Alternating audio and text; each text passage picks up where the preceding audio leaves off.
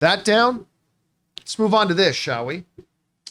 Going to give you a bit of a warning here. This story contains potentially, and I'll get to the why I'm using the word potentially spoiler material for the upcoming Fantastic Four movie. So we're going to put this little spoiler. Now, again, I emphasize potentially, and I'll get to why I'm saying potentially, not definitely. But here's the basic gist of the story that's going around. Now, generally speaking, 99% of the time, when there are test screenings done in Hollywood, they are done in very controlled environments with very tight selected focus groups and done with a lot of checks and a lot of balances in place. And that's why most of the time, whenever you, of course, every movie has, oh, we got reports from the test screenings. And I always say, don't listen to them. It's 99%. I can't say 100, but 99% it's BS, whatever. But there's another kind of test screening. One that Marvel itself has done 2 or 3 times out of the 30 plus movies that they've made, which is more of what they call quote unquote public test screenings. These are done in generally regular movie theaters, and they have a wider base, and they use more people, and it doesn't quite have the checks, and it's not as tightly controlled of a focus group. And they call these things public test screenings. Semantics, but there is a big difference between them. What has absolutely been confirmed is that the other night, today's the 30th, Wednesday the 28th, a couple of these public test screenings took place for Fantastic Four. The big thing coming out of it, and this has been verified through several different places, as far as I can't attest to it, I wasn't there, so I'm just telling you what we've heard, okay, is a description of what happens in the post-credit scene. So I am about to read to you what is being reported coming out of these public test screenings of what happens in that post-credit scene. Then I'm going to explain my little asterisks to all of it. The folks over at Superhero Height read the following. The post-credit scene features Vanessa Kirby's Sue Storm reading to her and Reed's son, Franklin Richards. She gets up, leaves, and then when she comes back into the room, she finds Dr. Doom holding his mask and sitting next to little Franklin. However, it doesn't seem like fans will get their first glimpse at Robert Downey Jr. in the role, as the leak noted that his face is never shown. Although the costume and mask are described as being, quote unquote, very comic accurate. Okay. This raises a number of interesting questions. And then I'll get to my asterisks. And I want to know what you think about this, Rob. Number one, I think a lot of people assumed if, there's a post-credit scene in Fantastic Four, it would be somehow connected to the post-credit scene in Thunderbolts. Of course, the post-credit scene in Thunderbolts, they look up, there's been an interdimensional intrusion. What? And they open it up and they look up, there's a spaceship, and they zoom in and dun, dun, dun, dun, dun. It's a Fantastic Four ship, right? So a lot of people thought maybe that's how this movie ends, whatever. But some people thought maybe this movie ends, Fantastic Four ends with the world being destroyed in an incursion and they escape that.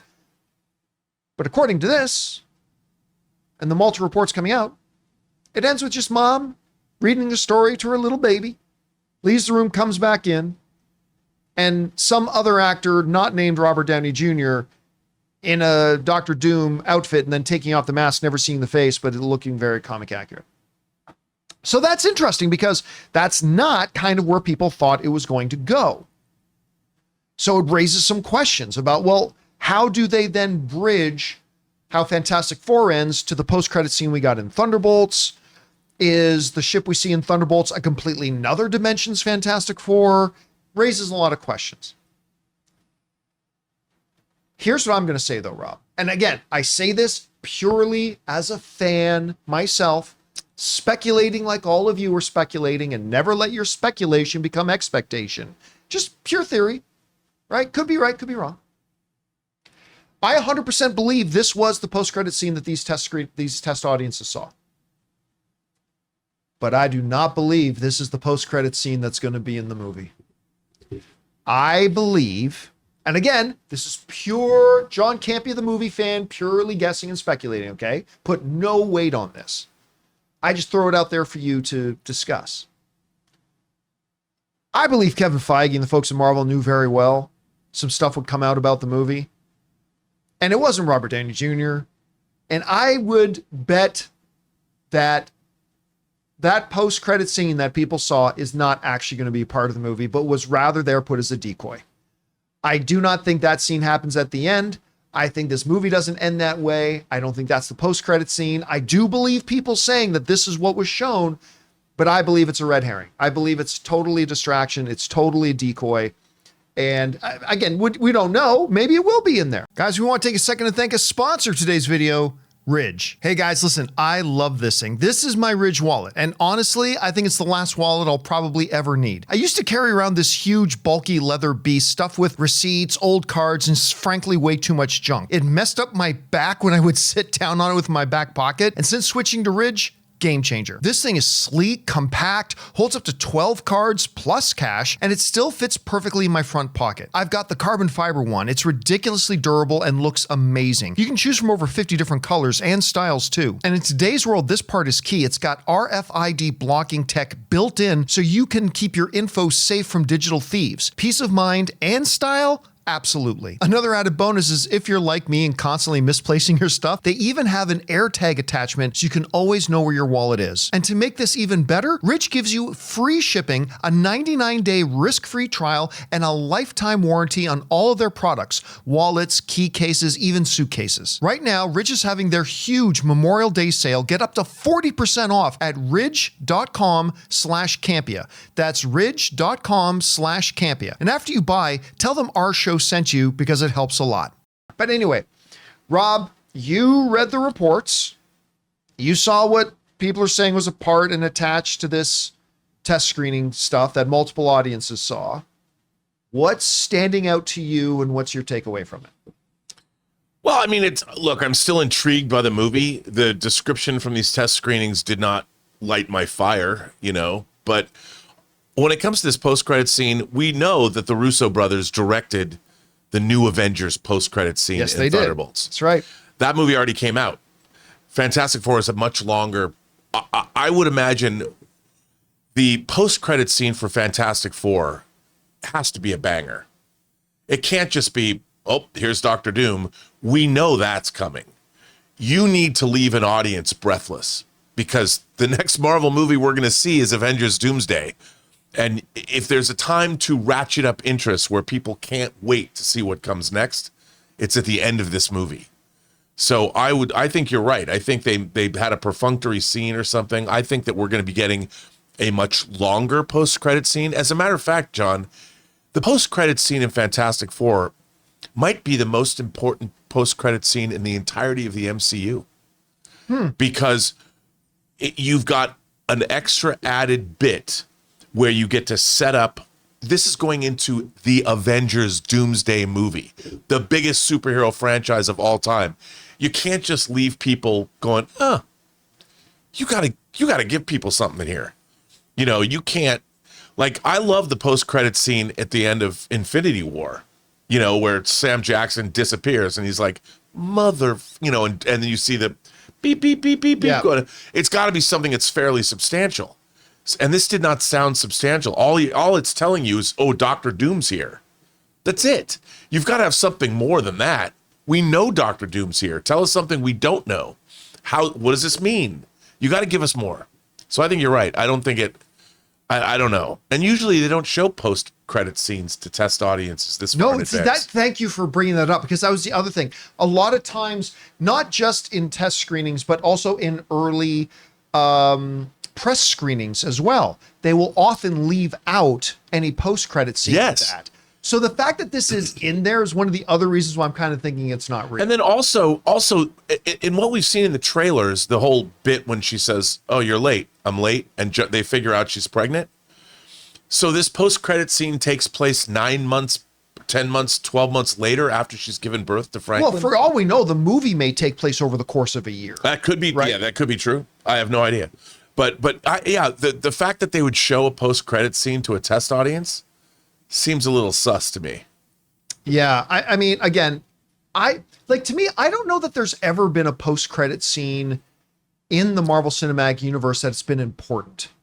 You know, like even though I love the one where Sam Jackson disappeared, but if that wasn't there, does it actually change anything about No, seeing, you know, I just don't know if an MCU one has had that But yet. it told us something. I mean, that's Sam Jackson and Maria Hill are gone. Right. So there's no joy there. So I think it Also, as Captain Marvel is definitely coming. it's coming. Yeah. And so it gives you a bridge. But in this, we need something big, man. We need something big going into Avengers Doomsday. And maybe we won't get it, but you know, anything like that's going to give the Fantastic Four more gravitas moving into Avengers Doomsday, which I think, look, the Avengers Doomsday, I don't think you can be stressed how important it is to Marvel. It better be good. I mean, the amount of money they're spending. So look, it's okay. It's not the end of the world if you blow a Captain America Brave New World movie, which they did. They blew that movie. And that's all right. That's fine. It's even okay that you had an Ant-Man and the Wasp Quantumania. That's fine. You cannot blow an Avengers titled movie. You just can't. Especially, and you can't blow something going into that Avengers movie. You want everything about Avengers Doomsday to be the most spectacular thing ever. Now, by the way, George Lopez's Ultron. I'm just going to throw this out there. Our friend Jeff Snyder, he spoke to somebody who was at one of these screenings. And now remember, this is one single person. Yeah. This is a one single individual. You stop the wrong person on the street and say, what do you think of The Godfather? Then you say, I think it sucks and it's overrated. Overrated, dude. It's one person, okay? It's mid. Keep this in mind. Yeah. But Jeff talked to one person, and their basic attitude towards the film was, it's okay. Now, again, that's one person. The 10 people they were sitting beside might have loved it. The 10 people sitting beside them might have hated it. I don't know, but just take that. It's just one thing. And that's kind of the one that's going around. You're seeing some headlines right now today saying the reaction from thing is mediocre. I think that's all coming just from Jeff Snyder saying he talked to one person who said it was okay. And maybe it is just okay. Trailers have been great. Well, the trailers, I think the trailers have been good. Yeah. I didn't like the trailers for Brave New World, and I didn't like the movie. I love the trailers for Thunderbolts. I love the movie. Were great. Yeah. So I know you can't always trust marketing, but the marketing has been spot on with these movies so far. Yeah, again, I'm not as enthused about the marketing for Fantastic Four as I was for Thunderbolts, but I am more enthused by the marketing for Fantastic Four than I was for Captain America: Brave New World. So, I mean, I don't know. It's interesting. This is an important film for them. Listen, if this film screws the pooch, if it's not good, Yeah. I don't think anybody should ever make another Fantastic Four movie ever. Because this property is just cursed. If you can't make a good one the fourth time at bat, just let it go. agree. It can't be done. So I don't know. We'll see, and maybe it'll be the best thing ever. Who knows? This would be the 5th time at bat. If you count the corner, Yeah. I'm just saying. I just thought I'd throw it out there. technically speaking, this will be their 5th time at it. Anyway, guys, question is for you. What do you think about this? I mean, reports coming out about what's in this post-credit scene, and maybe it's real. I actually believe it. I believe it, but I don't believe I think it's a fake. I don't think it's actually going to be in the movie. I think it's just there as a distraction. But how do you guys feel about it? Whatever your thoughts are, jump down to the comment section below and leave us your thoughts. Hey guys, thanks so much for watching this video. Make sure you like the video, leave a comment, and subscribe to our channel. And don't forget, we have a daily podcast called the John Campea Show podcast, available on Apple Podcasts, Spotify, or your favorite podcasting app of choice. Go and subscribe to it today so it'll be there when you need it.